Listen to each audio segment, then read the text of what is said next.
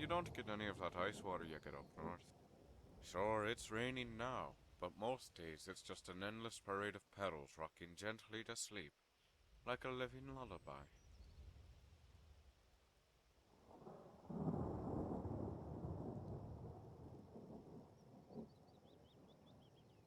Guilty on both counts.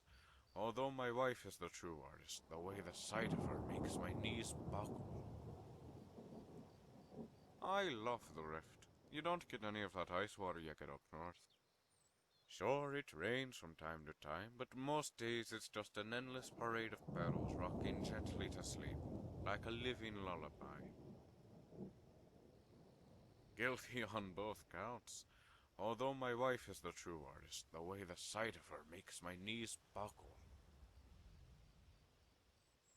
Yes, although my love worries it might be dangerous, Spriggans, wolves, and bears live in these forests. Well, we can outrun the Spriggans, avoid the bears, and appease the wolves. I figure I can just throw some meat on the ground and they'll fight each other for it. Of course, she says wheats don't make for a more appetizing meal. She scampered off the shore stone to ask for directions. I assured her we need only follow the road, but she wants to be sure. She wanted to take a wagon, but I insisted we walk. I told her we're here to see the fall forest, so it would make no sense not to. I haven't told her the real reason we're here is to adopt a child. That part is a surprise.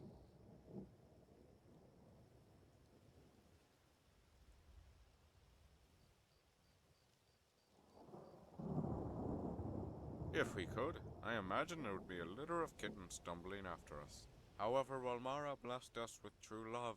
In her wisdom, she made it impossible for Khajiit and Nord to sire children. It's likely no coincidence that Honor All Orphanage is in Riften, where her temple resides. This is Mara's will. Yes, it's strange how much it affects me. They say that's why I can write such visceral poetry.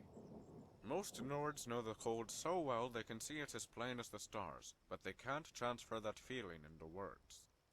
I suspect it's because to them that feeling is no different than warmth, so it gets lost in translation.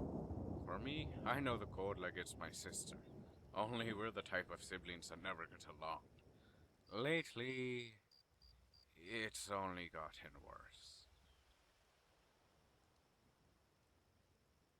I wish I knew. Every night I go to bed, a chill starts to worm its way beneath my skin. If I do manage to sleep, I dream it's so cold my teeth are frozen solid, and eventually, they just crumble in my mouth.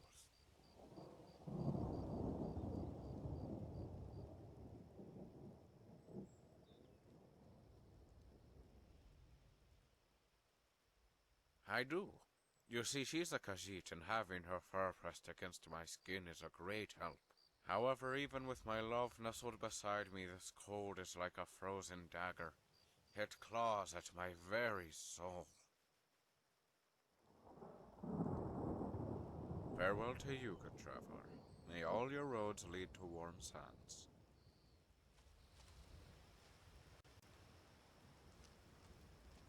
There you are. I've been looking all over for you, my love.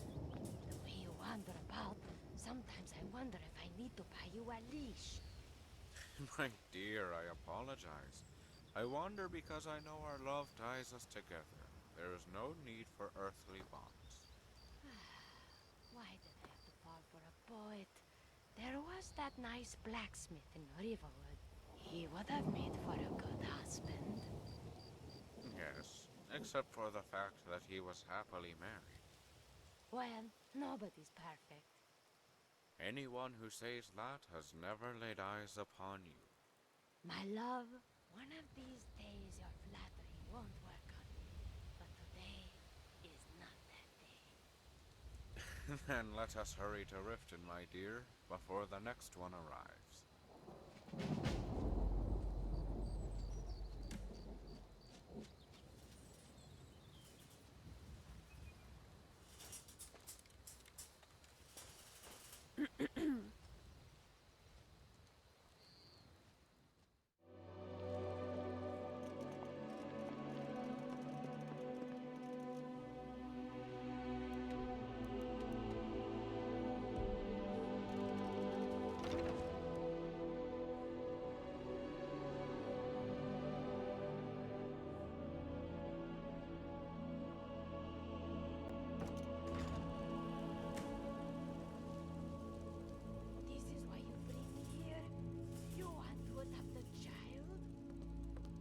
My dear, Need I thought something? you'd be happy. You always said you wanted children.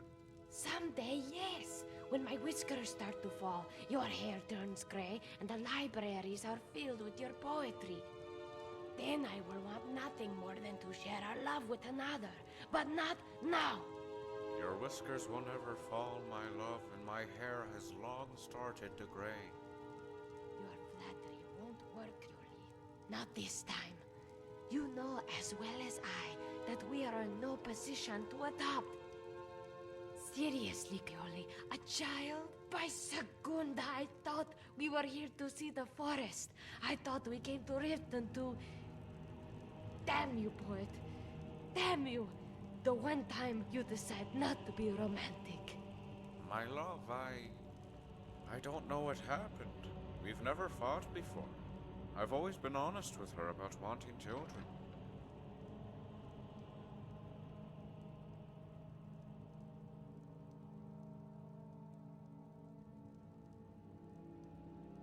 You're right.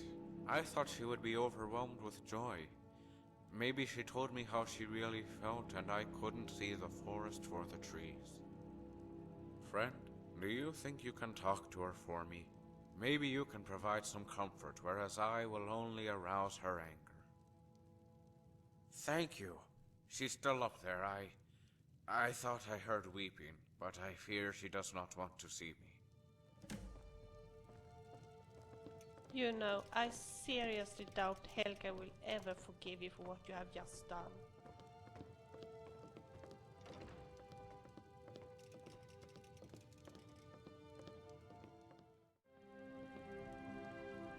That idiot! A child! What was he thinking? What kind of couple adopts before marriage?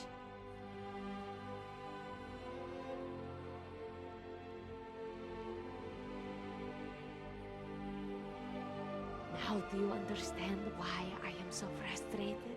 It makes no sense.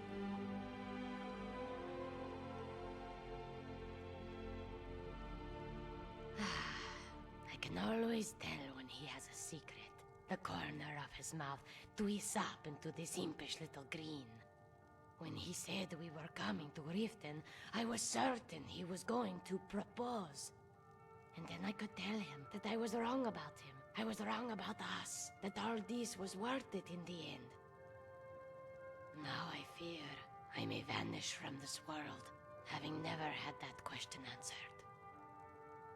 Pioli thinks we keep no secrets, but I have never told him the truth. I am already dead.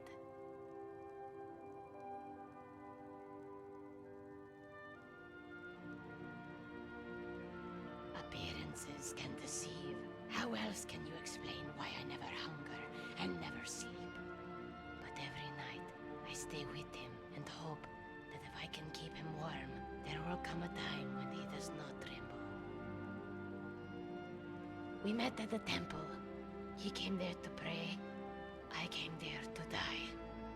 I no longer wanted any part of this world. I knelt before the gods, asked for safe passage, and plunged the dagger into my heart. That's when I heard the scream. It was Gioli running to my side. I remember tilting my head back as the life faded from my body. He wasn't the handsomest man, and his arms quivered as he held me. Yet there was something there. A spark. Part of me knew it wasn't love. The gods wouldn't be so cruel. But another part of me wanted just one more day, one more minute, to find out if it was. I awoke the next morning with my wound dressed. Gioli said I missed my heart by an inch. But deep down, I knew I had not. My love, is this true? Gioli, you were listening the whole time? Yes, I apologize. The floorboards here are thin. But no matter. Are you really dying? I'm not dying, love. I'm dead. And what difference does it make when I am dead to you? Is that what this is about? You don't understand, you know. My parents never met. They said true love requires no title, treatments, or ceremony to hold it together. It just is. Your Did you ever consider your father was just too cheap to buy an amulet of Mara? You could be right, but they loved each other. And that's what I wanted to do. My love, I am sorry. I never knew. It's just, I am on borrowed time and I thought... I don't understand. I saved you that day. The apothecary said you made a full recovery, and you are as stunning today as the day we met. Flattery will not save me. Words are just words.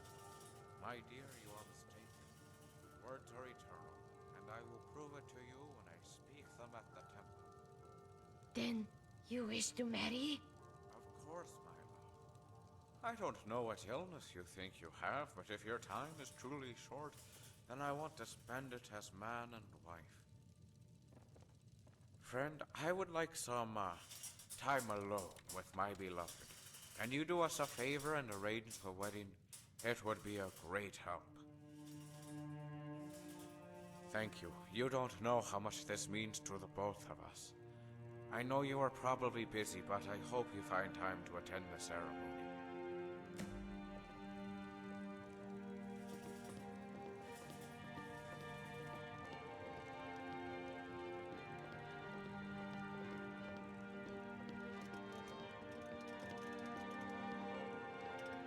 I hope you're happy with yourself now. Go fiddling with any locks around here. We're going to have a real problem. Poor Svanna. I think Dinya wants me to talk to her so I can save her from marriage. I once told Sapphire we should wear jade and sapphire circlets. She said it would make us look stupid. She was right. Me? Are you sure? I did tell you I was cursed, right?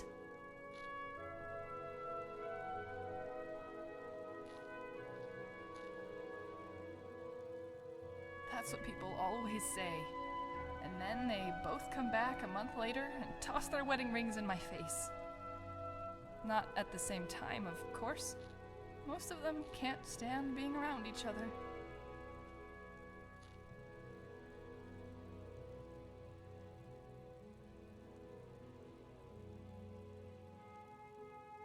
You think so? I almost believe you. All right. Bring those two lovebirds over and I'll marry them. I mean, I won't be marrying them as in me being their wife. I'll be marrying them from behind the altar. Oh, you know what I mean. Is that too much trouble? We would like to have the wedding now. As in, right now? Okay, then everyone to your places. Bride and groom at the altar. Everybody else, stay where you are. All right, deep breaths. There's no such thing as curses. So, if everyone's ready, let's begin the ceremony. It was Mara who first gave birth to all of creation and pledged to watch over us as her children. It is from her love of us that we first learned to love one another.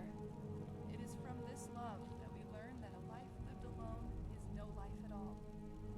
We gather here today, under Mara's loving gaze, to bear witness to the union of two souls in eternal companionship.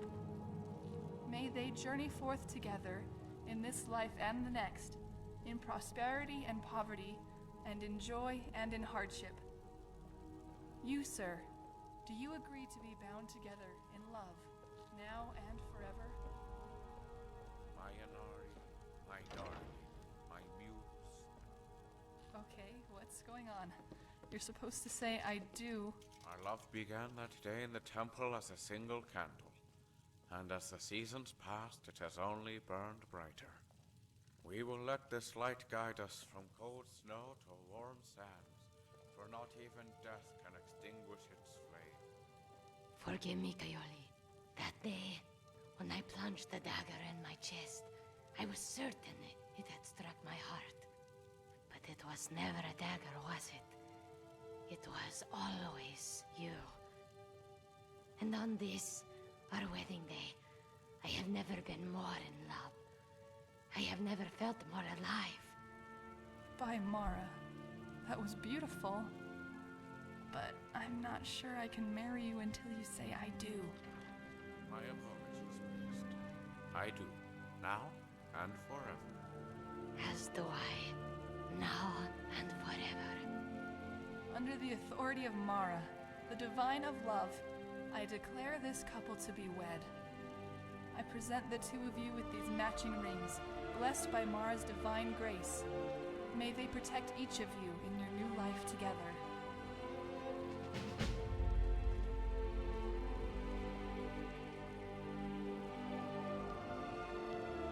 Welcome back to the temple, messenger. I thank you for coming and for helping my wife, learn to live it. My only regret is that my parents weren't alive to see this. Maybe they would have followed us down the aisle if they saw how beautiful a simple ceremony could be. Sometimes, even when you know something is true in your soul, it's still nice to say the words. I suppose that's the essence of poetry, putting it all into words. Perhaps I will no longer write about the cold, but this warmth I feel in my heart. It couldn't have happened without you. The spirit of Mara flows through you like an autumn wind. We were both two falling leaves who got swept up in your current, and you gave us one last dance before we touched the ground. Thank you.